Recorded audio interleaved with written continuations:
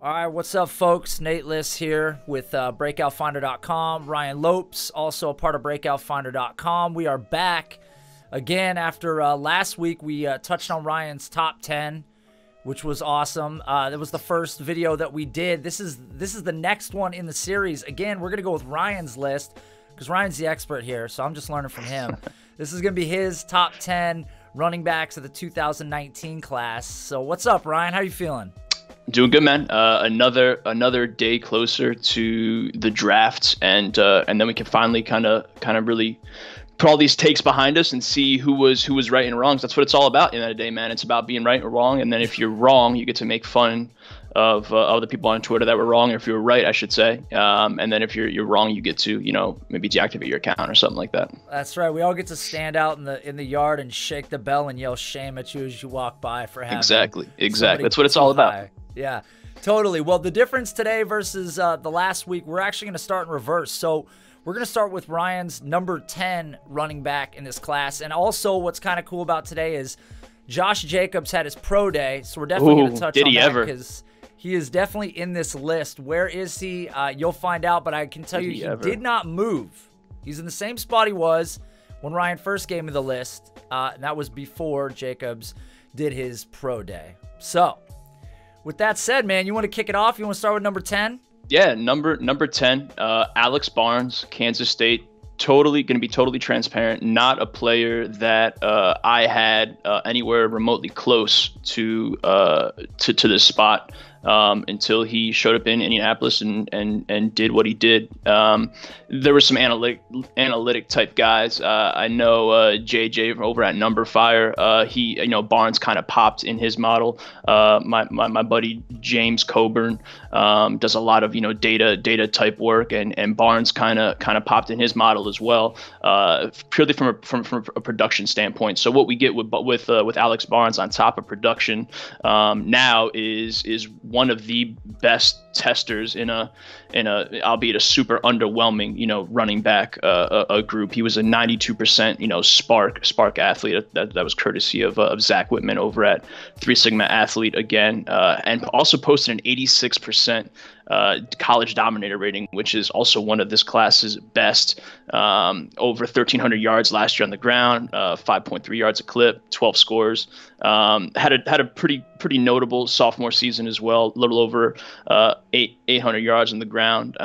So led up to obviously a big junior year, of course. But so overall, Alex Barnes kind of just checks all the boxes. There might be people that have him higher than me here, or there might be people that still are kind of fading him. So. Yeah, man.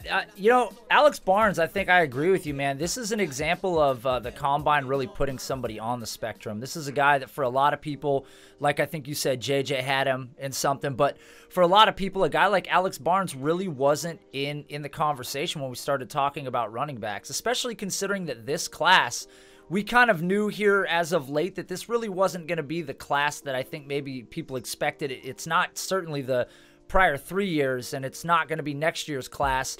And, it's got a lot of tweeners. So to find a guy like Alex Barnes in this class who comes in at, 6 foot, 226 pounds, 58th percentile BMI, he's got good size. In a class that's sort of surrounded by undersized running backs, this is a guy that's got some speed, that's obviously got the burst.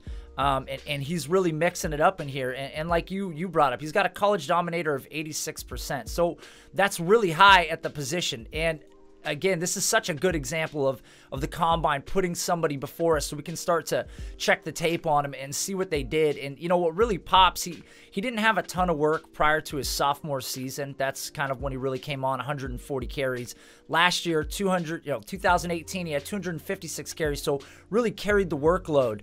But the 20 receptions at 9.7 yards per reception are what really stands out, because this class, and Ryan's got a couple other guys in this list that are bigger backs that are also like this, kind of have a little bit of speed to go with the size and some wiggle and burst. But we've got a lot of guys that have pass catching on their resume, and in the past, guys of this size really haven't had much of anything. So it's good to see a guy like Alex Barnes kind of step into this group and get vaulted up, up into the top 10 in this list. And I imagine he's probably in the top 10 for some other people as well. Dude, super high end, and probably going to be kind of corny given kind of the recency of it. But I walked away after not having seen him really much at all. But I walked away getting a pretty strong James Conner type vibe. So again, we'll have some other comps throughout this list here. Nate and I were talking off air before. Neither of us are really too keen on comps, but I like throwing them out there because number one, I like when people just yell at me in my mentions all day about how stupid all those comps are. But number two, I think it kind of helps paint the picture when you're talking, about play style, also with the production, and obviously where that ceiling could end up being. So yeah, exactly. Alex Barnes is definitely one of the kind of up and comers in this class since the combine. So all right, so let's move on. What do you got at number 9? So number 9, speaking of big combine winners, this next player checks in at a 94% spark score. Justice Hill, Oklahoma State, 5'10", 198, 4'4", 40, 40-inch vert, 130-inch broad. So again, checks all the type of necessary athletic type boxes. Also got it done production-wise, freshman year, sophomore year, back-to-back 1,000-yard campaigns. Sophomore season, over 1,400 yards, 15 scores, 31 receptions on top of that. So again, the box score numbers also look, adequate for Justice Hill. So I guess the only kind of concern for Justice Hill is his size. It all comes back to his build. 5'10", didn't quite get over that 200-pound mark, which we generally like to see for running backs, especially backs that we want to kind of pencil in or maybe kind of figure, if they're going to be, running the ball as a true 3-down back. So maybe still some kind of lingering question marks in that regard. I saw a couple interesting comparisons floating out on the web. Again, I'm gonna throw out a couple of these as we go along. I saw super high end, man. I saw a Reggie Bush one floating out there, which really kind of got me tingling. And then again, going back to recent players and all that, Philip Lindsay, and that was via Lance Zierlein over at NFL.com. So a back that I think is ascending, rising after the combine process, and could kind of find himself in a nice little satellite back plus type role at the next level. Exactly. And we were talking about this off air. It's always so high end with some of these comps. Like, you're never comping guys to like just trash players. Shitty players, right? Yeah. It's always to the top dog. And Reggie Bush would be like the ultimate, who wouldn't want to draft Reggie Bush, right? If someone ultimate comp. I can say this though. Justice Hill will absolutely have a higher draft pedigree than Philip Lindsay. That's a guarantee. I think Ryan covered a lot of it, man. Ryan's really on his game today. He's got all the notes. Sweating, dude. bro. I know, man. I'm just trying to find some room to maneuver inside the paint right now. This is crazy. You touched on it, but the one thing that really stood out on Justice Hill's profile, aside from the fact that we saw a guy test, and I don't think anybody thought that his athleticism was this premier. I mean, he's very, very athletic. But the 31 catches, man, it stands out to me. And the way that he did it, he can catch the ball from a various amount of spots. And that's different from some of the other guys in this group. A lot of these guys are just purely swing pass receivers, dump off out of the backfield. So Justice Hill offers a little bit of that variety. And then 268 carries in 2017. So he can carry the workload. The expectation, like Ryan touched on, probably not for him to be a feature back in the NFL. But this could be a guy that ascends into an offense and becomes an 11, 13 touch type guy a week and does some things for you. And who knows, maybe his ceiling's greater than that. I mean, I guess if he's Reggie Bush, his touches would be like 26 a week, which would be insane. But yeah, Justice Hill is definitely one of those guys that, again, the combine really shined a light on because he was undersized. And so there was a concern that, where is he going to fit in? And now that we've seen that he's uber athletic and we've gone back and kind of looked at what he did well, suddenly these things start to have sort of a light shined on him. And, he's super elusive. He's not going to run people over, but he makes guys miss in the open field. He's got that shift. We talked about he's got the ability to carry the rock. So he offers a lot of versatility. And I think Justice Hill's great in this list, man. So that was number 9. So with that said, number 8, this is a name that may or may not be in some lists, but I love the last name.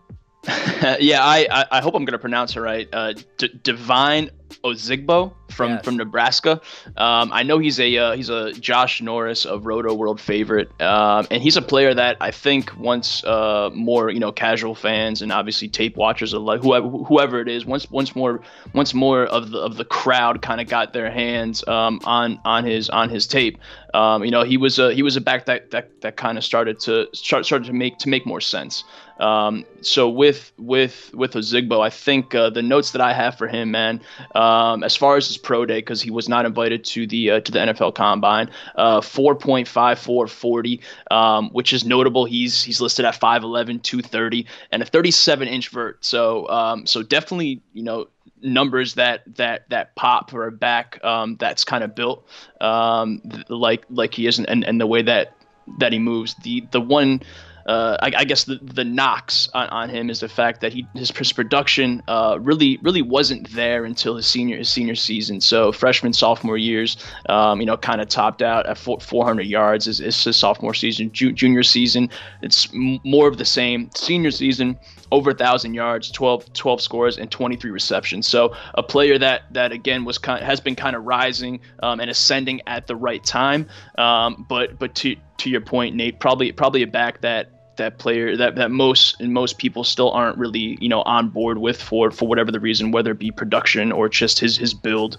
As far as comparisons, I've seen Mike Turner, I've seen C.J. Anderson, and I've seen a fat Eddie Lacy comparison as well, man. Just throwing it back there. So again, not necessarily a wide range of outcomes. They're all kind of similar backs, similar styles, similar builds. So would love to get your thoughts on the kid from Nebraska. Man, when you hear about Cheeseburger Lacy, that's just that's a tough one. But hey, at least he had some good years. But I think for the production snobs, and there's a lot of them out there, man. A lot of people are going to lean on the production, and you noted that he didn't have a lot at one point, going into his junior season. That's really when things took off. He only had 97 the year prior to that. But again, this is a guy with 23 receptions in his senior season. Carried the rock 155 times at 7 yards per carry. So that's great to see. But this is a guy that tested really well. Again, a player that nobody expected to test on this level goes and at his pro day, we're seeing this guy put up insane numbers.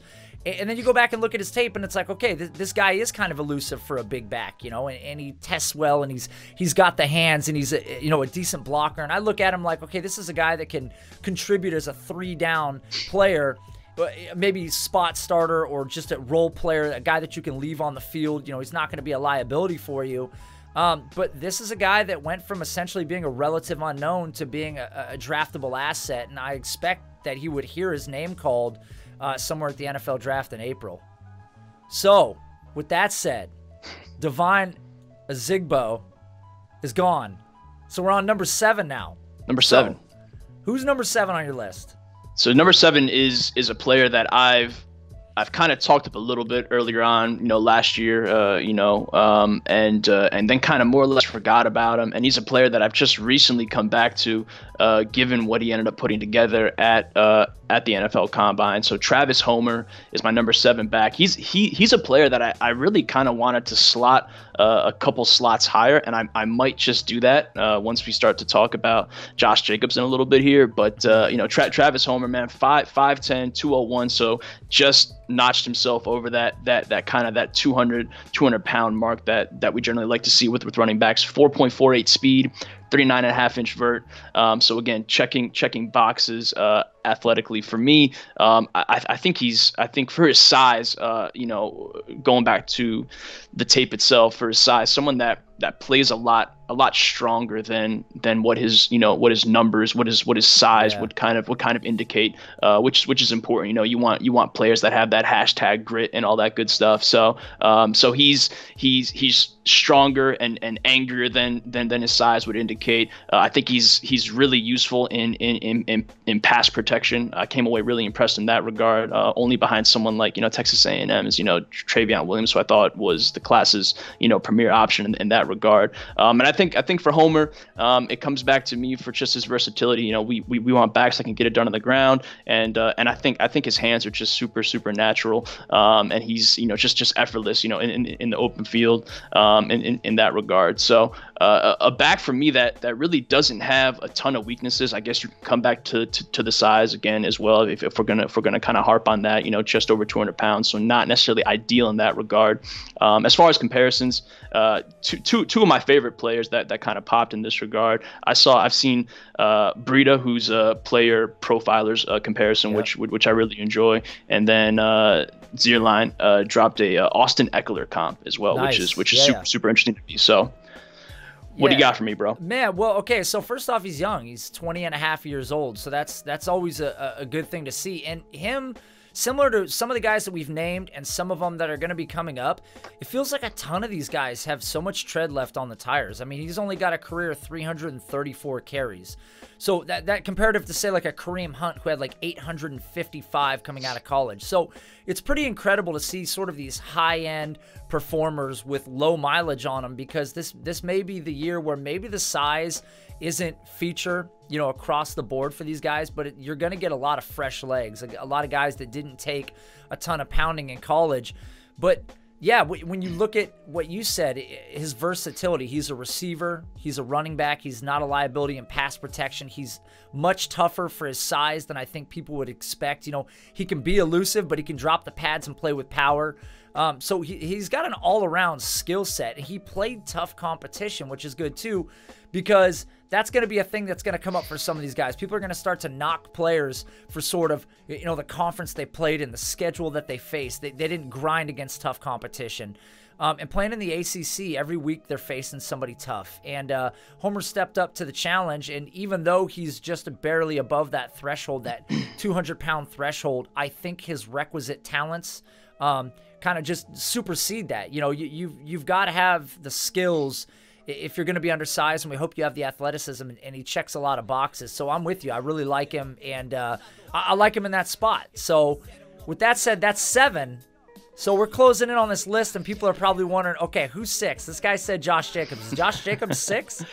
I don't have Josh Jacobs 6. I think, again, after what transpired today, I think that number probably makes a little more sense. At 6, I didn't want to go back and kind of I submitted this list to you in confidence, and while it's not final, the way I presented it and kind of my thoughts that went behind it, I felt pretty good about it. Obviously, didn't expect Jacobs pro day to go as it did today. Either way, number 6, Dexter Williams from Notre Dame. He's kind of my Josh Jacobs. Production was kind of all over the place, and as far as, you know, prior to his combine, didn't really know what kind of athlete we were going to get. I think back in high school he tested really well, and then again going into college, he was just kind of all over the place. I believe he had a 4-game suspension at one point for some marijuana type offense. So he was on and off the field and kind of never really got a chance to kind of hit his stride. But with Williams, man, at the combine, 5'11", 212, so looks like you want your running back, your starting running back to look. 4.57 speed, 36-inch vert, 130-inch broad. So again, checking all the type of necessary athletic type boxes. 81% spark score, put that all together. So again, above average in that regard. 75% college dominator rating. And again, that is notable because when you just pull up his box score, freshman through senior year, yards on the ground, 200 yards, 360 yards, almost hits that 1,000-yard mark as a senior. So a player that, again, to use all the kind of cliches during this episode, is one that I don't think he's just scratching the surface. There's so much room for growth and for him to excel because, again, just like you talked about with someone like Travis Homer, you watch him play, talent really doesn't come into question. So if I'm going to kind of roll the dice on a back, again, this class doesn't really have too many names to really kind of hang your hat on, so to speak. But if I'm going to roll the dice, someone that's built like Dexter Williams, someone that's athletic like Dexter Williams is someone that I feel a little more confident in those kind of mid rounds. And he's a player on this list that I did not find a comparison for. So if you have one, bro, throw it out there. Well, I'm just looking on a player profiler right now, and they're showing Bilal Powell. Ooh, okay. I mean, it's not bad. It's not bad, but it's like one of those names, like you said before. When people say Bilal Powell, you're like, death. Yeah, yeah. I'm not happy to hear Bilal Powell. Right. No. But in his defense, Bilal Powell has always been that guy where people are like, man, if they just let him have the lead role, he'd be amazing. Yeah. But it never happened. So I think that there's some similarities here to Jacobs in terms of sort of that volume of production. This is, again, another one of these guys that's got high-end traits, the athleticism and the tape, but just not a lot of production. And, historically that can equate to not necessarily panning out and being a major hit in the NFL. But then again, we're talking about traits and drafting players that you feel like you can coach their skill set up and fit the mold of what you're trying to do. When you look at like over at Player Profile, you can find college yards per carry, Dominator. You cited it. The Dominator was 75th percentile, so that's really high for a guy like Dexter Williams. It's an important factor too. It means that he was a major part of this offense. They leaned on him, and this was a team that did play a tough schedule over at Notre Dame. So it's good to see that he has high-end bursts, that he had the production this year, that he had the tape. And yeah, he does look like a guy that in the right fit, in the right system, we could see more from him than we saw in college. And maybe his ceiling is greater than where people have him at today. But I think you having him at 6 might be higher than where most people have him anyways. Yeah. No, I think that's fair. Yeah.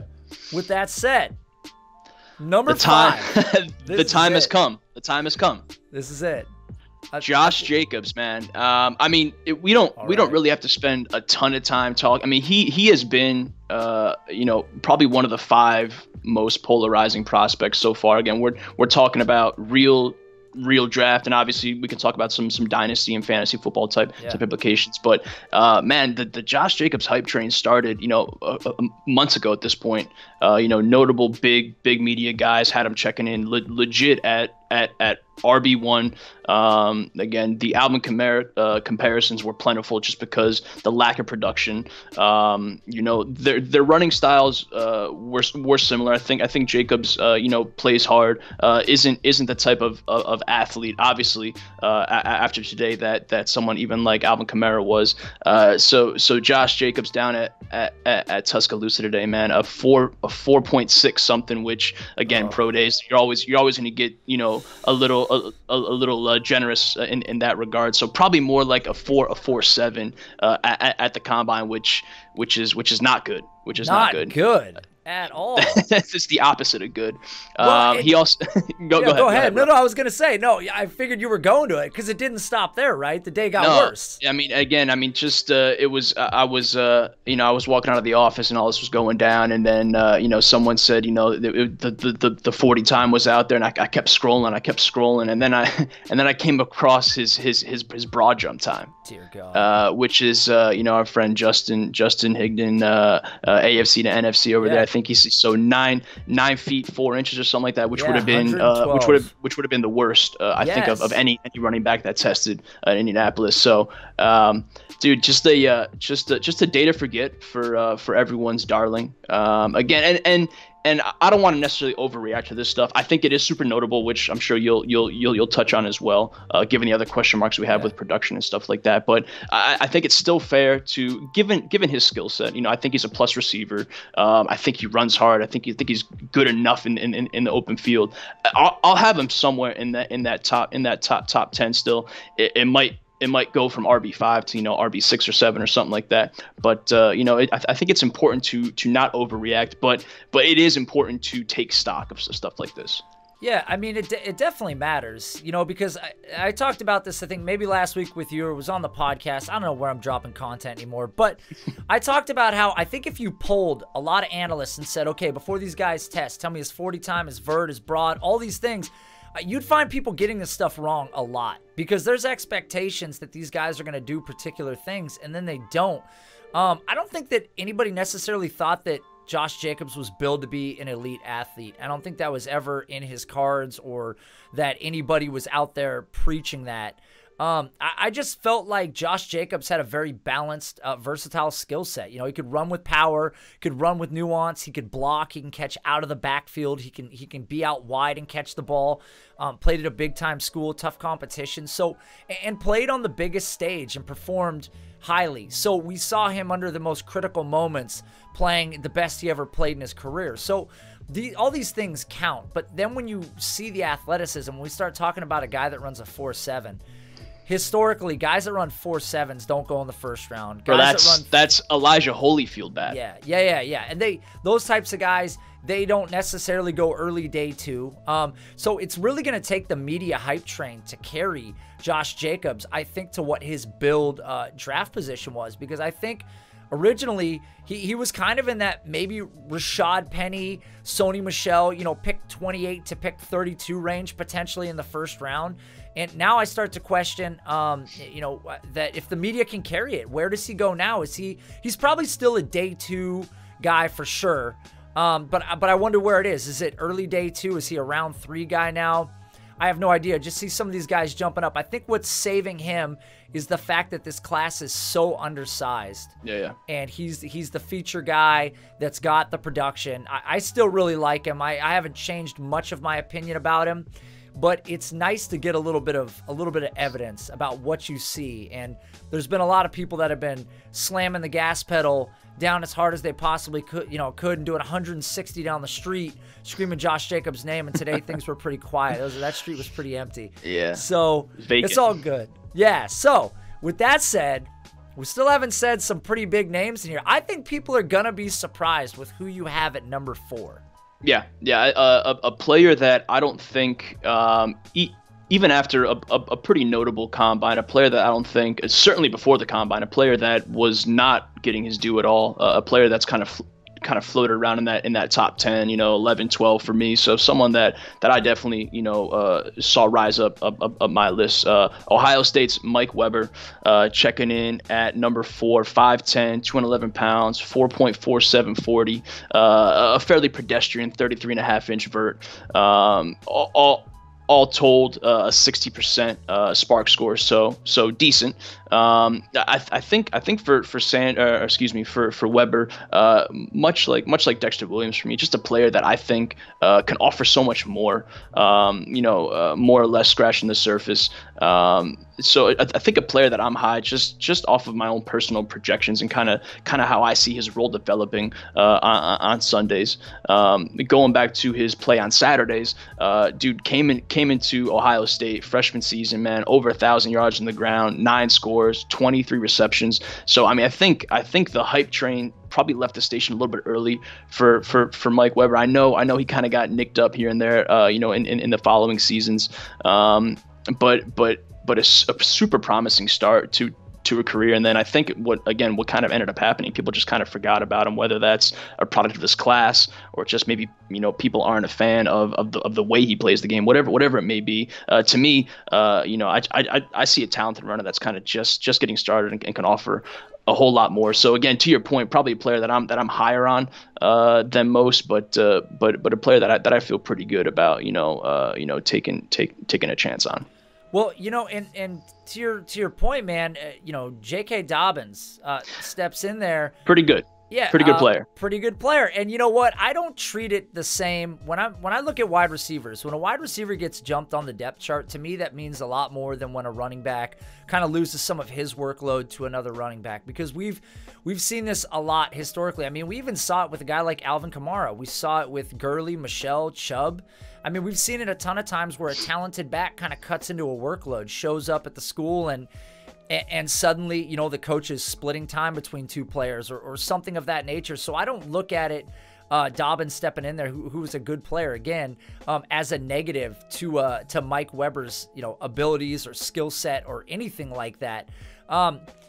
Yeah, when you look back at that freshman year, 1,000 yards rushing, that's exactly what you want to see. From day one, this guy stepped on the field, and started producing, in a big way. The 23 catches are something you want to see.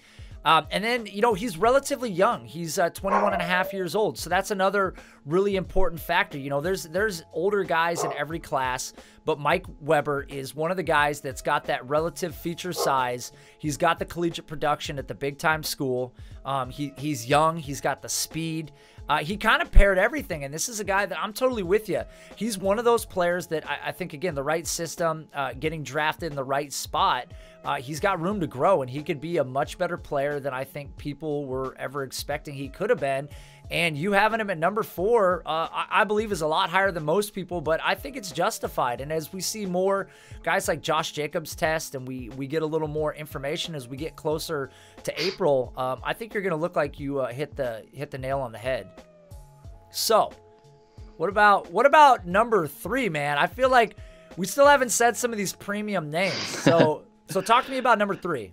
Yeah, number 3. Again, he's kind of been in this spot for me, more or less, kind of float around in the top 5, and it's Memphis's Darryl Henderson, who I'm gonna start off right off the bat, man. The name that I've seen the most is quote unquote this year's Dalvin Cook. So take that for whatever it's worth, and we can kind of play around with it a little bit here. So the first thing, not even looking at the actual tape, but if you're gonna pull up the box scores for Darryl Henderson, man, he averaged in back-to-back seasons, sophomore campaign, junior campaign, 8.9 yards a tote on the ground, which is ridiculous. I don't know if that's ever been done before. I mean, that's an honest question. I'm not sure it has been.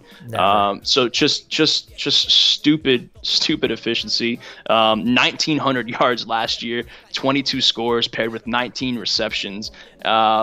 He's a player that I think has gotten better as a receiver, just to kind of round out his overall game. So, save for a healthy Bryce Love, one of the more explosive prospects that we've seen, checking in at 5'8", 208, 4.49 40. So maybe that 40 disappointed some people. I'm not really sure.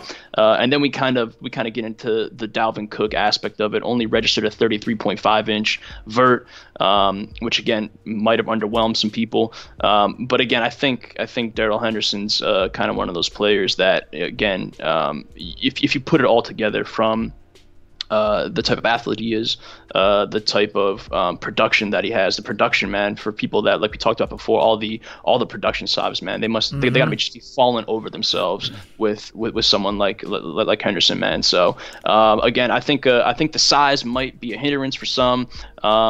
But again, a player that on paper, man, and going back to the tape, just a super fun watch. And I think, despite the size, his game definitely translates to Sundays. Yeah, man, Darryl Henderson is he's a loose cannon, man.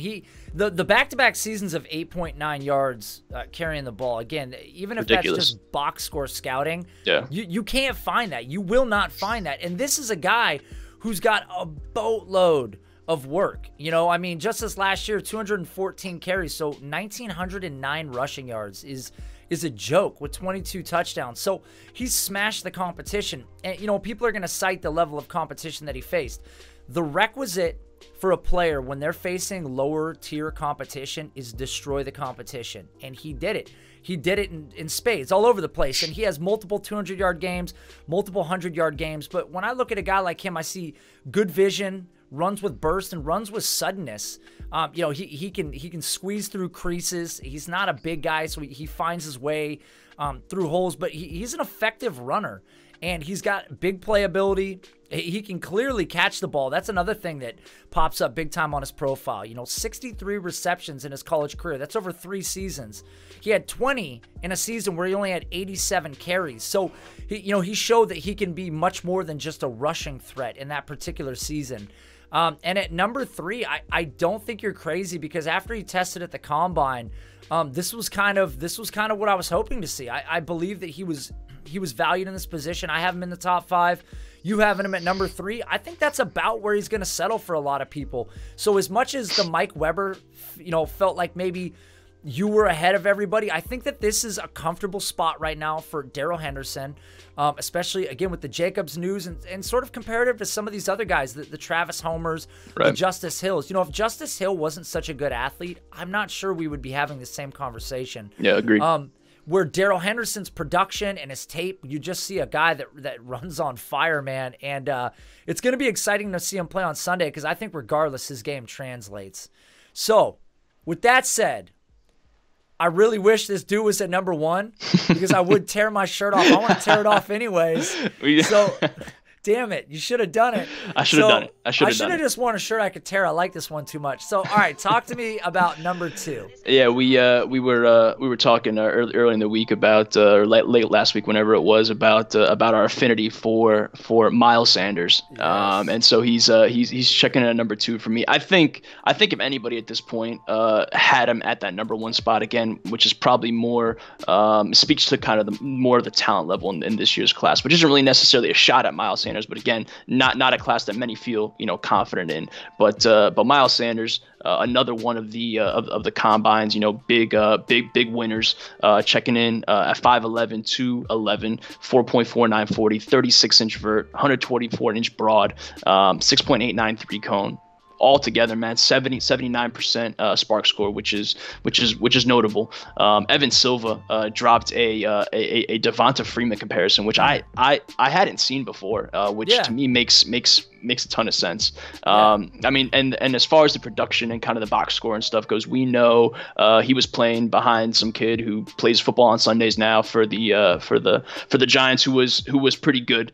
So he didn't get a lot of opportunity early on, but his junior season, 1,200 yards, over 1,200 yards on the ground, 9 scores, 24 receptions, and I think his work in the receiving game is really kind of what stood out to me. Again, just another runner who has really comfortable, really confident hands, and again, stuff like that matters. So with Sanders, man, again, a back I've mentioned once or twice before, is a back that, to me, when I walk away from watching him, not a back that I see too many holes with.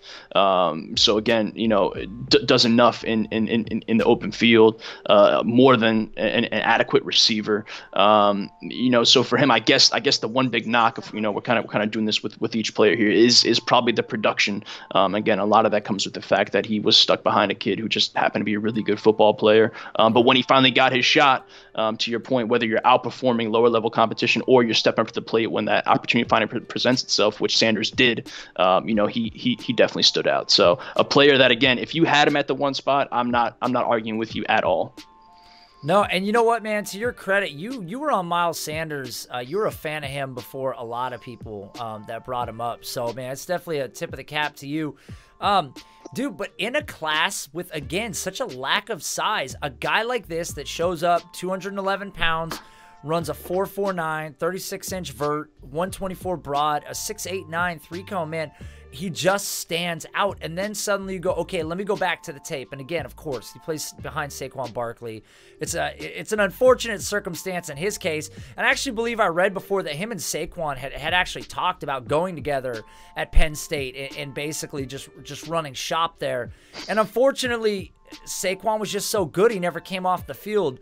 Yeah. But that's not a knock to Miles Sanders because he was really great, and you said it perfectly. When it was his time to step up and perform, he did. And his numbers look similar to Saquon's in a lot of ways. Now, he didn't do it in the same way, but his production was really, really impressive for 1 year. And again, 276 career carries on the running back that right now is kind of the consensus 1, 2, 3 running back. So you're getting a guy that's got great athleticism, feature size, came from a good school, had good production, and has very, very low tread on the tires. So it's impressive. It's going to be a good year if you need a running back that's fresh, and some of these guys will hit. I'm leery about the lack of size, but Miles Sanders is not a concern in any way for me. The only thing, again, you could say is the lack of production prior to his senior year, or to his junior year, excuse me. But in his junior year, he stepped up and performed. So I'm not even sure that that's really a concern for me. So with that said, man, we're at number 1. Top of the mountain. This is it. This is the very top, man. This is it. And I think that there was people that had Josh Jacobs in front of this guy for a long time. I'm sure you've got your own theories on it. I know that this guy's a consensus top 10 at minimum for most people. Definitely in some top 5s, but at number 1, I think you're still in a little bit of a class of your own here. Yeah, no, and I've accepted that to this point, and I think I was talking with again Justin, AFC to NFC, and him and I've been going back and forth as we often do, and I think we both keep hitting on the fact that this year in particular, this running back class, I think everyone's top 10. Top 15, whatever, everyone's list is going to look so different. There's just so many different types of backs. Again, it's such an underwhelming class athletically. There's holes in everyone's game. There's really no true standout talent. So I might underwhelm some folks here with my number 1 back. He's been my number 1 back throughout the entire, quote unquote process. Damien Harris. From Alabama. Again, a player that to me, I keep saying it, man, just doesn't have many holes in his game. He's a player that I watch and I enjoy watching, and I think everything he does and does well is exactly the way the game's played on Sundays nowadays. So Damien Harris in college, back-to-back 1,000-yard seasons, over 7 yards of carrying the ground in the vaunted SEC, which is important. Got enough work throughout the air, through the air as well, over 50 receptions during his career. So I think the production is definitely there. 7 yards on the ground is nothing to kind of roll your eyes at, but I think for folks, they hear about an Alabama running back, and unless he's putting up, Derrick Henry type production or just crazy stupid production under Nick Saban, then they kind of just gloss over him. So I think, much like Mike Weber, a couple of these other backs that I have in this list, just a back that really hasn't gotten his due for whatever the reason. I think his game, if you throw on the film, again, does enough as a receiver. I think he's a little more agile and effective in the open field than he might be given credit for, as far as agility and testing and stuff like that. 5'10", 216, 4.57 40, 37-inch vertical, which surprised me a little bit. It doesn't necessarily pop athletically, at least the numbers wise. So it could be a back that plays faster, or is more quicker than fast. However, whatever kind of cliches you want to throw out there.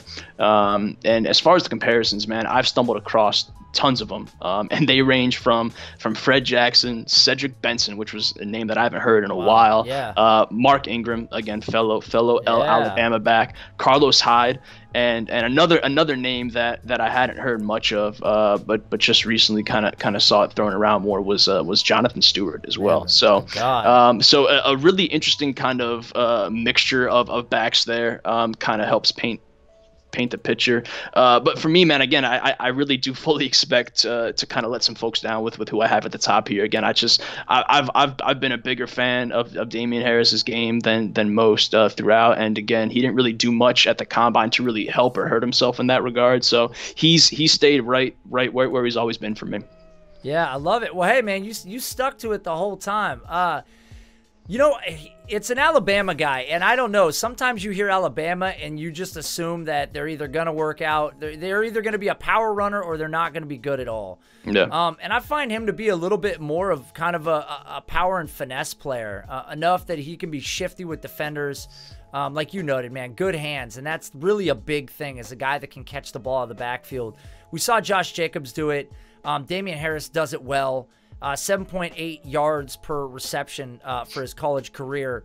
And then when you look, man, his yards per carry, 87th percentile, 6.6 for his college career. So, again, in the SEC, this is a guy that got it done in back-to-back seasons with 1,000 yards. So, the other thing, and again, I keep going back to this because I'm just so amazed. Again, only 477 carries, so a little more than some of these guys, but relative to guys that had multiple 230 carry seasons, really doesn't have much much damage on the body. So, he's held up. He hasn't missed a lot of time, relatively healthy players. So, I think Damien Harris at the number 1 spot makes a lot of sense.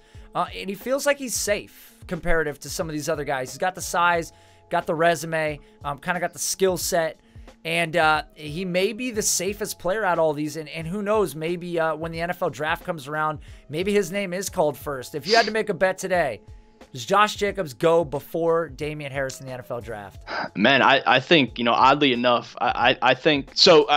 want to answer that question by saying yes, and I also want to say I also want to lead into the fact that obviously I'm probably going to get a lot of commentary about the lack of David Montgomery on this list as well, and I think I know you and I are on the same page with that, which is definitely refreshing to hear. But I think the majority, are super high on Montgomery, which I again totally understand for the most part. But I think both Montgomery and Jacobs will be two backs that the league will remain high on.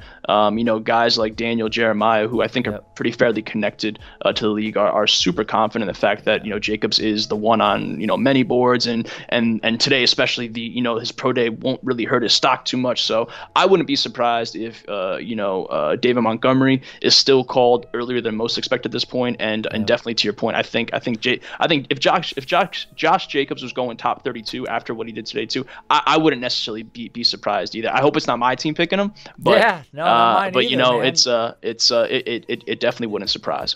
We don't have any room in Seattle. We already took Rashad Penny. You guys got to figure out about Penny's. Yeah, exactly. No, I was gonna say, how hard is Bucky Brooks gonna have to kip up for Josh Jacobs to keep him in the first round? It's gonna happen, man. It's gonna happen. I know. No, I totally believe it. It's almost a certainty. And to your point about Montgomery, man, I'm just not that high on him. A lot of people talk about his ability to break tackles and this and that, and how his O-line didn't block for the first yard on the field, but then again, he's not a good athlete, and that's so concerning because it's very difficult to be a successful player in the NFL, especially at the running back position, if you don't have high-end burst, if you lack overall athleticism and long speed. Like, you have to have the kind of the agility and the burst if you're going to lack that long speed, and I'm just not sure that Montgomery necessarily has that. So outside your top 10, yeah, that's probably crazy for some people. I'm not that high on Montgomery, so he's probably not going to be inside my top 10 necessarily. If he is, he's at the very back of it.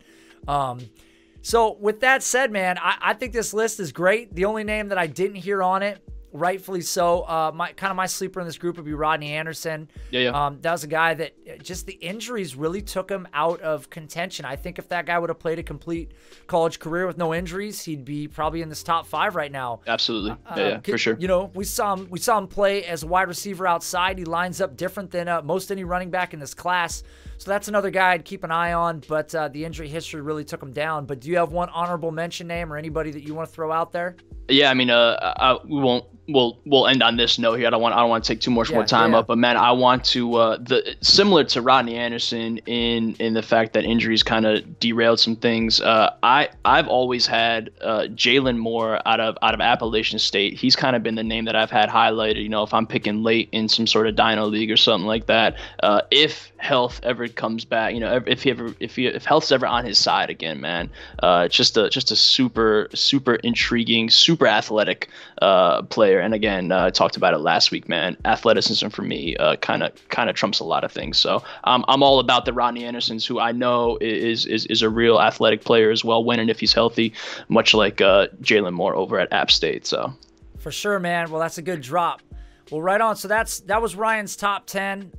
Check Ryan out on Twitter, right there by his picture at still Ryan5. You can find me on Twitter. Check out the Breakout Finder account. Breakout Do that. Finder. We're gonna start tweeting out a lot more from the database. A lot of kind of secret stuff that we've been working on over there. A lot of metrics that haven't been released, and there's more to come. Ryan and I have plans on doing a tight end episode after this too. So if you like this, get it out there, share it. I'm gonna be posting it all over the place. Try and make Ryan world famous because he's just he's a low key genius. So all right, man. Well, thanks for coming on, Ryan. It was good stuff. Appreciate you, man. Thank you. Man. Later.